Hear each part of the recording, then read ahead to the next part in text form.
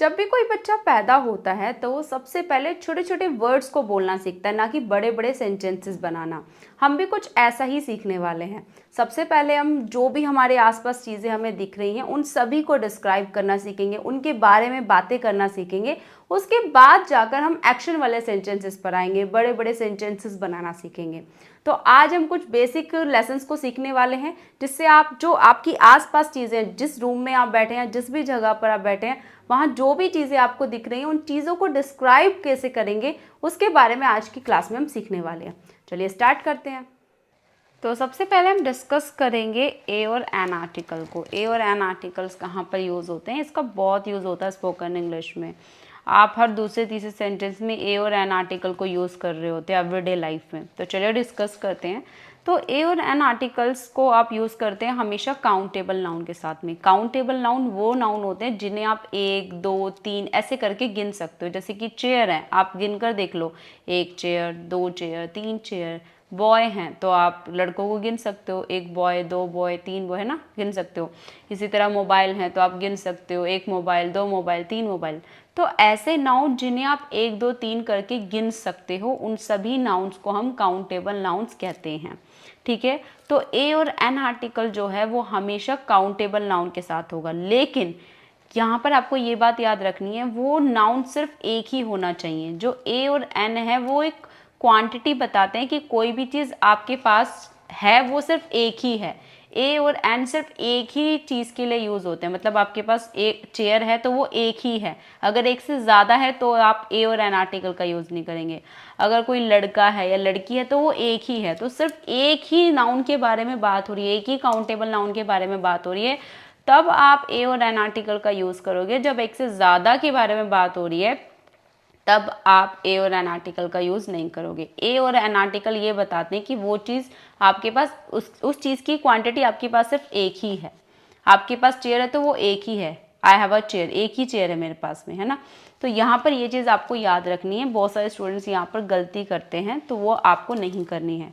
और दूसरी चीज़, जो ए और एन आर्टिकल है वो हमेशा नाउन से पहले आएगा। चेयर से पहले आपको ए और एन आर्टिकल का यूज़ करना है। अब क्वेश्चन यहाँ पर बनता है कि कहाँ ए आएगा, कहाँ एन आएगा। तो चलिए डिस्कस करते हैं। तो सबसे पहले हम एन को डिस्कस करेंगे। एन थोड़ा सा टफ होता है, थोड़ा मतलब सीखने में थोड़ा दिक्कत होती है, बट आपको मैं बहुत ही आसान तरीके से सिखाऊंगी, आप कभी ज़िंदगी में नहीं भूलेंगे।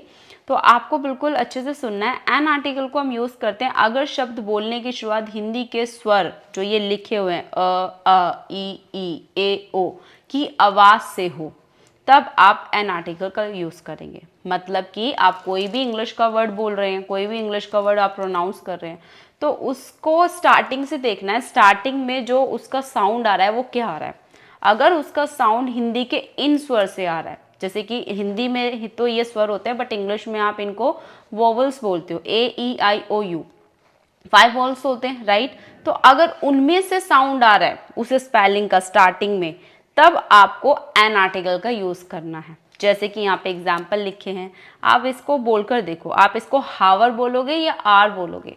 1 घंटे को आप क्या बोलोगे? हावर नहीं ना, आप इसको आर बोलते हो। तो अ का साउंड आ रहा है, राइट।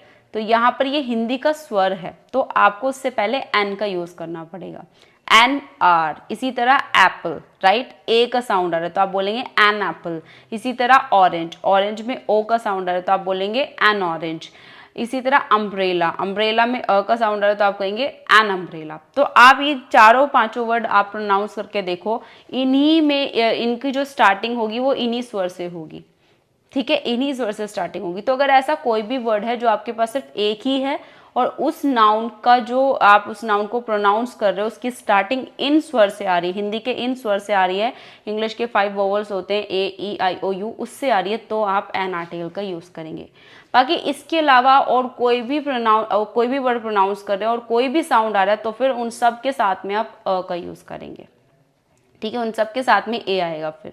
सिर्फ इन्हीं वॉवल्स का आपको याद रखना है, इन्हीं स्वर का, हिंदी के इन स्वर का याद रखना है, इन्हीं साउंड्स का याद रखना है। अगर ये साउंड आ रहे हैं तो एन आएगा, बाकी अगर ये साउंड नहीं आ रहा तो आप सिंपल ए का यूज़ करेंगे, बाकी सबके साथ में ए आएगा। फिर जैसे कि बुक, बुक में कोई भी आप बोल कर देखो, ब का साउंड आ रहा है बुक, तो क्या ब का साउंड इसमें है, हिंदी के इन स्वर में आता है? नहीं आता ना।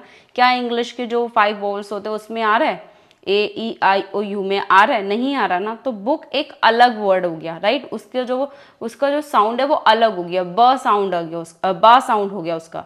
तो यहाँ पे बुक बोल रहे हैं आप, तो इसीलिए यहाँ पर ना ही हिंदी के जो ये स्वर होते हैं, ना ही इसमें से इसका साउंड आ रहा है, ना ही जो आपके इंग्लिश के 5 वोवल्स होते हैं उसमें से साउंड आ रहा है। ए ई आई ओ यू का कोई साउंड नहीं आ रहा है, तो आप वहाँ पर ए का यूज़ करेंगे। जैसे कि a book, a boy, a girl, तो आप बोलकर देख लो, आपको पता चल रहा होगा, ठीक है। तो आपको सिंपल भाषा में समझा दिया मैंने कि एन आप यूज़ करेंगे जब आप कोई भी वर्ड बोल रहे हैं और उसका जो साउंड है स्टार्टिंग में वो हिंदी के इन स्वर में से, या फिर आप जो 5 वोवल्स के नाम से भी जानते हो, ए ई आई ओ यू, उनका साउंड अगर आता है किसी भी स्पेलिंग में, तभी आप एन का यूज़ करेंगे। अदरवाइज आप बाकी सब के साथ ए का यूज़ करेंगे। और ये चीज़ बिल्कुल अच्छे से याद रखना, ए और एन सिर्फ तभी आपको यूज़ करना है जब वो काउंटेबल नाउन सिर्फ एक ही हो, उसकी क्वांटिटी सिर्फ एक ही हो। अब कुछ रूल्स हैं वो भी आपको पता होने चाहिए, जो कुछ गलती करते हैं स्टूडेंट्स। तो जैसे कि यहाँ पे देखिए, रॉन्ग सेंटेंस क्या है, दिस इज़ अ वाटर, और यहाँ पे लिखा है दिस इज़ अ शुगर।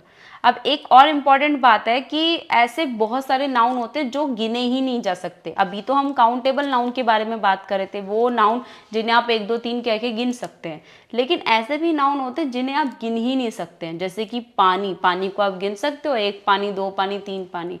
अब आप कहेंगे मैम गिन सकते हैं, तो बेटा आप बॉटल्स को गिनते हो, आप ग्लासेस को गिनते हो, आप पानी को नहीं गिनते हो, ठीक है। पानी नहीं गिना जा सकता, पानी एक अनकाउंटेबल नाउन है। 1 पानी, 2 पानी, 3 पानी, हम ऐसे नहीं करते हैं। हम कहते हैं 1 बॉटल पानी दे दो, 1 ग्लास पानी दे दो, हम ये नहीं कहते 1 पानी दे दो, 2 पानी दे दो, हम बोलते हैं ऐसे नहीं। इसी तरह शुगर, हम ये थोड़ी बोलते हैं 1 शुगर दे दो, 2 शुगर दे दो, हम उसको गिन ही नहीं सकते, हम उसको केजी में खरीदते हैं, वाटर को हम लीटर में खरीदते हैं, ठीक है। तो हम उसको मेज़र कर सकते हैं, हम उसको काउंट नहीं कर सकते, मेज़र कर सकते हैं। तो ऐसे बहुत सारे नाउन होते हैं जो अनकाउंटेबल होते हैं। तो अनकाउंटेबल नाउन के साथ आप ए और एन आर्टिकल का यूज़ नहीं करेंगे। ए और एन आर्टिकल का सिर्फ और सिर्फ आप तभी यूज़ करते हैं जब आप काउंटेबल नाउन की बात कर रहे हैं और वो नाउन सिर्फ एक ही हो, उसकी क्वांटिटी सिर्फ एक ही हो, एक ही क्वांटिटी के बारे में आप बात करो, तब आप इसका यूज़ करेंगे। तो इसका सही सेंटेंस होगा दिस इज़ वाटर, ये पानी है, दिस इज़ शुगर, ये शुगर है, ठीक है। यहाँ पे ए एन का यूज़ नहीं होगा, ठीक है। वाटर और शुगर भी नाउन ही है, बट यहाँ पर ये दोनों अनकाउंटेबल नाउन है। 2 तरह के नाउन होते हैं, काउंटेबल नाउन जिन्हें गिना जा सके, अनकाउंटेबल नाउन जिन्हें नहीं गिना जा सके। तो शॉर्ट रिवीजन कर लेते हैं एक बार फटाफट से। Countable noun plus vowel, vowel sound, तो इन सब के साथ में आएगा एन, ठीक है। ए ई आई ओ यू, इनमें से कोई भी साउंड आ रहा है, अ ई ए ओ, इनमें से कोई भी साउंड आ रहा है, तो उन सभी वर्ड से पहले, उन सभी वर्ड से पहले आप एन का यूज़ करेंगे। बाकी और कोई भी साउंड आए, फिर आप सभी जो भी कॉन्सोनेंट साउंड होते हैं, बाकी सब के साथ में आपको ए आर्टिकल का यूज़ करना है, तो ठीक है। और दूसरी बात, अनकाउंटेबल के साथ में आप कोई भी आर्टिकल यूज़ नहीं करेंगे, ना ही ए ना ही एन। तो ये कुछ बातें थी। तो चलिए अब हम लेसन को सीखना शुरू करते हैं। तो आज हम सीखेंगे use of this and that. तो जब भी बच्चा पैदा होता है तो वो सबसे पहले अपने आसपास की चीज़ों को ही डिस्क्राइब करता है, तो हम भी तो वहीं से ही चलेंगे ना। हम भी तो इंग्लिश लैंग्वेज की दुनिया में एक छोटे से बच्चे हैं, हमें कुछ भी नहीं आता है अभी, है ना, हमें सीखना है। तो पहले हम जहाँ बैठे हैं वहाँ से आप चारों ओर नज़र घुमाओ और उन चीज़ों को डिस्क्राइब करना सीखो। तो दिस और दैट से आप उन चीज़ों को डिस्क्राइब कर सकते हैं। कैसे? दिस और दैट को हम यूज़ करते हैं जब हम किसी एक चीज़ की बात करते हैं, ठीक है, जब आप सिर्फ एक चीज़ की बात कर रहे हो। अब आपको ये देखना है कि कौन सी चीज़ आपके पास रखी है और कौन सी चीज़ आपसे दूर है। तो अगर कोई चीज़ आपके पास रखी है और वो एक ही है, ठीक है, उसे आप गिन सकते हो, एक ही है, तो आप दिस का यूज़ करेंगे। और ऐसी चीज़ जो आपसे दूर रखी है, ठीक है, उसके लिए आप दैट यूज़ करेंगे। और यहाँ पे आप ए और एन आर्टिकल का यूज़ करेंगे। अगर वो नाउन आपका काउंटेबल होगा तो ए और एन आर्टिकल आपको यूज़ करना है पहले, और अगर वो काउंटेबल नाउन नहीं है, अनकाउंटेबल है, तो आपको यूज़ ही नहीं करना है ए और एन का। सिंपल आपको दिस का फिर यूज़ करना है। अब यहाँ पर हम दिस के साथ में यूज़ करेंगे इज़ का, ठीक है, और दैट के साथ में भी इज ही आएगा। बस आपको ये याद रखना, कोई चीज़ आपके पास है तो दिस आएगा और आपसे दूर है तो दैट आएगा। तो जैसे कि दिस इज़ माई बुक, मेरे पास में बुक रखी है, मैं कह रही हूँ ये मेरी बुक है। दिस इज़ माई मोबाइल, ये मेरा मोबाइल है। दिस इज़ अ पेन, ये this is a new pen, ये न्यू पेन है। दिस इज़ माई हाउस, ये मेरा घर है। दिस इज़ अ प्रॉब्लम, ये प्रॉब्लम है। दिस इज़ वाटर, ये पानी है। तो देखो मैंने वाटर के साथ में यहाँ पर नो आर्टिकल यूज़ किया है, राइट। तो दिस हम यूज़ करेंगे जब जहाँ पर भी आप बैठे हो और आपके आसपास जो भी चीज़ रखी है नज़दीक में, उन सब के लिए आप दिस का यूज़ करेंगे। और फटाफट से आप अपने माइंड में 10-15 सेंटेंसेस सोचो कि आपके पास में क्या क्या रखा हुआ है और मुझे कमेंट बॉक्स में बताओ। और दैट आप यूज़ करेंगे जो चीज़ आपसे दूर रखी है, जिसको आपको खड़े होकर उठकर उसको लेना पड़े, तो आप दैट का यूज़ करेंगे। जैसे कि दैट इज़ माई फ्रेंड, वो मेरा दोस्त है, ठीक है। दैट इज़ माई बैग, वो मेरा बैग है। आप इशारा करके बोल रहे हैं, वो मेरा दोस्त है, वो मेरा बैग है, क्योंकि वो चीज़ आपसे दूर है तो आप इशारा करके ही बोलेंगे, right. This is very that is very beautiful, ये बहुत सुंदर है ना। That is an old temple, वो एक पुराना मंदिर है। आप बहुत दूर खड़े हैं और आप कह रहे हैं वो एक पुराना मंदिर है, राइट। दैट इज़ रॉन्ग, ये रॉन्ग है, राइट। दैट इज़ वाटर, वो पानी है। तो जो भी चीज़ आपके पास है उसके लिए आप दिस का यूज़ करेंगे, और जो चीज़ आपसे दूर रखी है उसके लिए आप दैट का यूज़ करेंगे। और दोनों में ही आप दिस और दैट के साथ में इज़ यूज़ करेंगे। और आर्टिकल तो आपको पता ही चल गया कहाँ ये आएगा, कहाँ एन आएगा। अब नेक्स्ट स्लाइड पर जाते हैं। नेक्स्ट स्लाइड है दीज एंड दोज। अब ऐसी भी चीज़ें हो सकती है जो एक से ज़्यादा हो सकता है आपके पास में एक से ज़्यादा पेन रखे हों, एक से ज़्यादा मोबाइल रखे हों, है ना, एक से ज़्यादा बॉटल रखी हो। तो अगर ऐसी चीज़ें जो आपके पास में एक से ज़्यादा है, एक से ज़्यादा क्वांटिटी में रखी है, तो आप दीज का यूज़ करेंगे। और ऐसी चीज़ें जो एक से ज़्यादा है बट वो आपसे दूर रखी हैं, तो आप दोज का यूज़ करते हैं, ठीक है। तो आप जहाँ भी बैठे हो, अब देखो आपके आसपास कोई ऐसी चीज़ें जो एक से ज़्यादा रखी हैं, तो आप दीज यूज़ करें, और दूर है तो दोज। और यहाँ पर हम आर का यूज़ करेंगे। इज़ हम यूज़ करते हैं सिंगुलर नाउन के साथ में, जब आप एक नाउन की बात कर रहे हैं। और अब हम एक से ज़्यादा की बात कर रहे हैं तो यहाँ पर हम आर का यूज़ करेंगे। दीज आर, दोज आर, ठीक है। लेकिन यहाँ पर आपको ए और एन आर्टिकल का यूज़ नहीं करना है, क्योंकि मैंने अभी आपको बताया था ए और एन आर्टिकल सिर्फ तभी यूज़ होगा जब कोई भी चीज़ काउंटेबल है और वो सिर्फ एक ही है, राइट। उसकी जो क्वांटिटी है वो एक ही है। एक से ज़्यादा है तो फिर ए और एन आर्टिकल का यूज़ ख़त्म, फिर वहाँ पर कोई यूज़ नहीं है उसका। जैसे कि यहाँ पर आप देख ही रहे हैं, दीज आर माई बुक्स, आपके पास में कुछ बुक्स रखी हैं, आप कह रहे हैं ये मेरी बुक्स हैं, तो यहाँ पर हमने आर्टिकल का यूज़ किया ही नहीं है क्योंकि वो एक से ज़्यादा बुक्स हैं, राइट।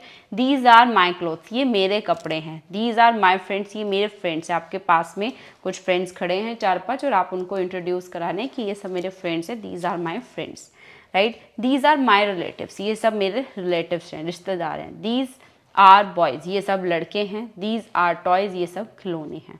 आपके पास में रखे हैं ये सब चीज़ें आपके पास में, तो आप दीज का यूज़ कर रहे हैं। और दोज का आप यूज़ करेंगे यहाँ पर जो चीज़ आपसे दूर है, एक से ज़्यादा है बट दूर है। तो यहाँ पे ये दैट लिखा हुआ है, दैट की जगह दोज आएगा, ठीक है। ये थोड़ा सा टाइपिंग मिस्टेक हुई है। तो सेंटेंस देखते हैं। दोज आर स्टार्स, वो स्टार्स हैं। तो आपसे दूर है ना स्टार्स, आप उनको पकड़ तो नहीं सकते हो, टच नहीं कर सकते हो, दूर हैं आपसे, तो इसीलिए हम दोज यूज़ कर रहे हैं। तो वो एक से ज़्यादा हैं तो इसलिए दोज आया है। दोज आर प्लेयर्स, वे सभी प्लेयर्स हैं। दोज आर एनिमल्स, वो सभी जानवर हैं। हु आर दोज बॉयज़, वो सारे बॉयज़ कौन हैं, right. Those slippers are new, वो स्लीपर्स न्यू हैं। दोज आर चिल्ड्रन, वो सब चिल्ड्रन हैं। तो यहाँ पर हमने इस तरह से दीज और दोज के साथ में आर का यूज़ किया, क्योंकि हम एक से ज़्यादा का यूज़ कर रहे हैं, एक से ज़्यादा नाउन के बारे में बात कर रहे हैं। तो याद रखिएगा, मैं एक बार फिर से रिवीजन करवा देती हूँ कि दिस आप यूज़ करते हैं जो चीज़ आपके पास है और वो सिर्फ एक ही है, ठीक है। और दैट आप यूज़ करेंगे जो चीज़ आपसे दूर है और वो सिर्फ एक ही है, सिर्फ एक ही उसकी क्वांटिटी है, तब आप दिस और दैट का यूज़ करेंगे। और अगर उनकी क्वांटिटी एक से ज़्यादा है तो आप दीज और दोज का यूज़ करेंगे। अगर आपके पास में कोई चीज़ रखी है वो एक से ज़्यादा है तो आप दीज का यूज़ करेंगे, और कोई चीज़ दूर रखी है वो एक से ज़्यादा है तो आप दोज का यूज़ करेंगे। तो ये थे आपके रूल्स। और याद रखिएगा, ए और एन आर्टिकल आप दिस और दैट के साथ में यूज़ करेंगे, बट दीज और दोज के साथ में आर्टिकल नहीं आएगा, क्योंकि यहाँ पर हम एक से ज़्यादा नाउन की बात कर रहे हैं। ठीक है, अब ये आपके लिए होमवर्क है, बहुत सारा होमवर्क मैंने आपको दिया हुआ है। इस होमवर्क को आपको मुझे कमेंट बॉक्स में सेंड करना है और प्लीज़ होमवर्क करना मत भूलना, क्योंकि कोई भी लेसन अगर आप सीख रहे हो तो आपको उसका होमवर्क करना इम्पॉर्टेंट है। ये पीडीएफ भी आपको फ्री में मिल जाएगा, आप चाहें तो पीडीएफ में भी कर सकते हैं अपना होमवर्क, और चाहें तो आप कमेंट बॉक्स में भी कर सकते हैं, तो पूरा पीडीएफ आपको मिल जाएगा, ठीक है। और इसकी आंसर शीट भी मैंने रख दी है, आप चाहें तो देख सकते हैं, बट पहले आप आंसर शीट नहीं, पहले आप खुद से ट्रांसलेट करने की कोशिश करना, ठीक है, फिर उसके बाद में देखना। तो अब ये पीडीएफ जाकर आप ले लीजिए, टेलीग्राम चैनल का लिंक आपको नीचे डिस्क्रिप्शन बॉक्स में मिलेगा, वहाँ से आपको फ्री में लिंक मिल जाएगा और फ्री में पीडीएफ मिल जाएगा। और चैनल को सब्सक्राइब कर लीजिए अभी, ताकि आपको आने वाली सारी नोटिफिकेशंस मिल जाए, सारी फ्री वीडियोस रहेंगी, फ्री पीडीएफ्स रहेंगे, कोई आपको पैसा पे नहीं करना है, बस आपको मेहनत से सीखना है। और छोटा सा एक मेरी हेल्प कर दो कि लाइक कर देंगे वीडियो को, तो ये वीडियो उन स्टूडेंट्स तक पहुंच जाएगी जिनको वाकई में इस वीडियो की ज़रूरत है। तो बस आप लाइक कर दीजिए, कमेंट में आप मुझे अपना जो भी होमवर्क है वो सेंड कर सकते हो, ठीक है। मैं पूरी कोशिश करूँगी कि मैं हर एक स्टूडेंट का होमवर्क चेक करूँ। तो मिलते हैं अब हम नेक्स्ट क्लास में नेक्स्ट लेसन के साथ, तब तक के लिए टाटा बाय बाय, जय हिंद जय भारत।